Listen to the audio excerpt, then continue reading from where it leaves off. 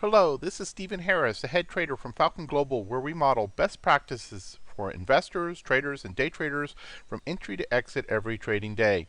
In this daily video, I provide my opinion and insights of current market trends, market timing, volatility, and hedge risk levels for the upcoming day for the key U.S. financial markets. It is 6:52 a.m. Central Time, and I'm recording this in preparation for the market day, October the 26th, 2015. Full disclaimers are at the end of the video, but be aware that this is for educational purposes only, and only you are responsible for the investing or trading decisions that you make.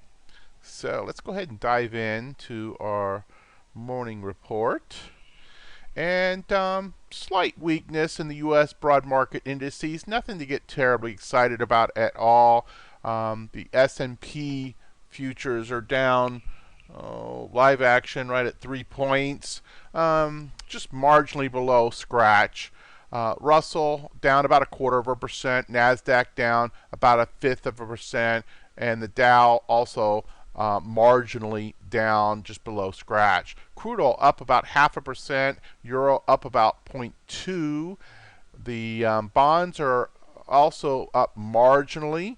And then gold up about 1/3%. In overseas action, you have China up about 0.5%, Hong Kong down marginally, Japan up about 2/3%, Germany up marginally, and United Kingdom down about 1/4%. So overseas action is kind of mixed, but nothing really terribly hot either way. In terms of macroeconomic reports, you have for the United States today new home sales. And that's always kind of an important one to follow if you're looking to see if the broad economy is going to be getting healthy or not. New home sales drive an awful lot of what's going on with our broad market economy. In terms of the Tuesday action, you got core durable goods. You have consumer confidence. That's a red flag report. Richmond Manufacturing Index, and that's about it. So a little bit more activity tomorrow. In terms of our volatility conditions, in general, we've been falling back in recent trading days as this market has been grinding up very nicely for the bulls. Short-term VIX down to a 13.15. Skew remains elevated. That remains one of our warning signs out there. IV percentiles very low. 13 on the S&P, 14 on the Russell, 12 on the Nasdaq, and 15 on the Dow futures. In terms of standard deviation moves, we did have significant moves put in on Friday. One standard deviation moves on the S&P, Russell, and Dow, and a 3 standard deviation move put in on the Nasdaq. And look at this cluster here. So on Thursday you had a 2 standard deviation move, and on Friday a 3 standard deviation move. That's a huge bullish move put in combination, and the probabilities of having a up move, that's 3 standard deviations preceded by a 2 standard deviation move, those are pretty low probabilities. So pot odds are that we're likely to start to exhaust on this move. And one of the things I found of interest from the morning reading was because the 50 EMA is still below the 200 EMA, I must consider the long-term condition of the market to be bearish. But recently, it has not been acting in accordance with that label. Nevertheless, short-term indicators show fading strength along with overbought intermediate-term indicators. It should not be unreasonable to expect a rally pause or a pullback. And indeed, one of the things that popped up is there's a bearish cluster that's present on the S&P intermediate-term market posture. You look at that, and you look from that quote I just gave you from the morning reading, and then the third piece is, if you look at the market internals, there's an awful lot to be pointed to in terms that the short-term action is, at the very least, looking for where the pot odds aren't terribly exciting for the upside versus the likelihood of going and having something of a pullback. Now, when you get those bearish clusters in the market posture, that doesn't necessarily mean down, but it means that the odds or the degree of move to the upside are probably becoming limited. So just kind of pull all that together. So market breadth indicators are starting to narrow. You're having, obviously a huge move, and this almost makes you think like last October where we had the big V bottom. Well, this clearly was not a V bottom. This took place over several weeks, and we had a retracement back to the prior low area before taking off. And this takeoff, of course, had really just a pause here when it ran into resistance here and paused for a day, and then when it ran into the second level of resistance at the FOMC level, paused again, and then paused again when we got to the level of the prior range back here. So it did hit resistance and pause all three times, but now we're back into this range, and now what? And while this is very impressive of the bulls, you have to kind of believe that we're going to set up for something of a consolidation and digest some of this move. Now, institutions were definitely participating in some of this. This was improved breadth through some of this, and we were very concerned about breadth and some of those internal market indicators during much of this action, but it definitely started to see much healthier breadth as we started moving through this, which indicated that the institutions were participating in this rally. So that's a significant finding. So that's your S&P. Your Russell, of course, has been relatively weaker, and nowhere near the kinds of highs that you have in the S&P. The S&P on this chart, that price action's already back up into this area, and we've not even broken the second line of resistance. Forget about all the way back up here. So that is certainly a concern. Nasdaq has been just on fire, and obviously driven by some of the tech earnings reports, and that's what usually does drive price action through to explode through resistance, is those big overnight gaps driven by earnings report. That's a prime mover, and this is actually coming within spitting distance of its all-time high. Big gap here on the NDX. We can go ahead and take a look at the NQ futures.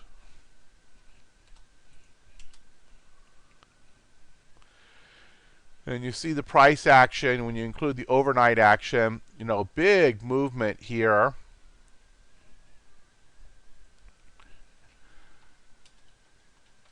And then on the Dow also back into the prior range here. Not quite as strong as the S&P. McDonald's, again, some of the earnings reports coming out, being primary drivers. McDonald's had a huge report, and big turnaround in one of the big caps there on the Dow. So a number of interesting things going on the chart. Let's go back to our daily report. We have still phase 3. We're expecting bull flags. When we do get pullbacks, we expect them to be relatively shallow and the primary moves to be bullish. IBD statuses confirmed uptrend, accumulation distribution, and the S&P is a B. Nasdaq a C minus. GMI index is a 6 out of 6 with a buy signal since 1019, though that author remains in cash. So something of a warning sign there. Primary market condition, as dictated by the relationship of key moving average lines, is a weak bear. You heard that reading from the morning reading talking about how that 50 is still below the 200. That's part of what makes up this weak bear. This still is not an all healthy bull market, so keep that in mind. Stock charts, decision points. We've seen some improvement in the last few days where we're starting to see some green arrows coming in on the intermediate term. Still not on the long term in general.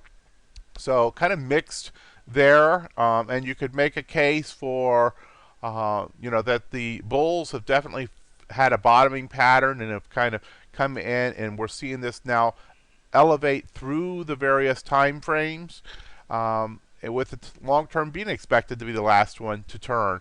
But still, also for those big institutional and long hold buyers, many of them are probably still sitting on the sidelines waiting for that cross of the 50 over the 200 to be able to signal that it's safe for them to enter. So this is clearly still a warning sign.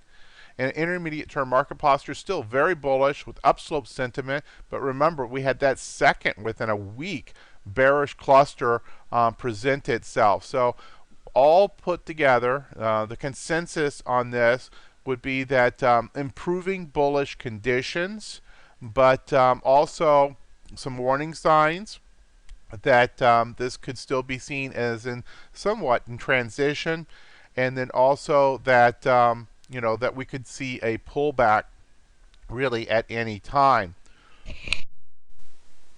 Would expect that pullback to be relatively minor in shape at this point, given the information that we have. In terms of position sizing opinions, both opinions are coming in at 100%, so no concerns there. Intermediate term market posture, as I said earlier, very bullish. S&P 95.8, Dow 96.5, Nasdaq 86.9, all three very bullish. One warning that Russell, and again, we kind of expect that the Nasdaq and the Russell both to be leading, and they're not leading. The S&P and the Dow are leading. S&P is the most important. We take our primary signal from the S&P, but this is a bit of a warning that the Nasdaq and Russell are relatively weaker, and the Russell in an outright intermediate term bearish stance. Hedge warning status, we have changed this to a 0+, and just keep in mind this is a relationship of the total take of all this information. It's not lost on me that just about time I go from 1 to 0+ that we could have a pullback. I'm not worried about small pullbacks. What I'm worried about is the overall risk level assessment, and the risk level clearly has to be seen as coming down. We have returned back to that prior range, and this is not all bull all the time. It's not a perfectly normal zero. We still have some elevated risk factors, including short-term risk factors, to take into account. From a volatility standpoint, this is pretty clean. This is part of what had me go ahead and drop that risk level to a 0+. In fact, one of those distribution days on the Nasdaq fell off, and that's now at a 4. Other things of note, of course, that skew, that's still elevated, and that gives us an 11.8% probability of a 2 standard deviation move within the next 30 days. You had New York Stock Exchange new highs, new lows, 553. This is over a 5-to-1 ratio between the new highs and the new lows with Friday's price action. This has been fairly consistent, running 3-to-1, 4-to-1, 5-to-1 this last week, with new highs being put in versus new lows. In terms of the intermarket risk aversion indicators, we have one that is flagging as risk off, with the other 4 as risk on. So you can see, as you put all this together, there's not a lot of warnings here.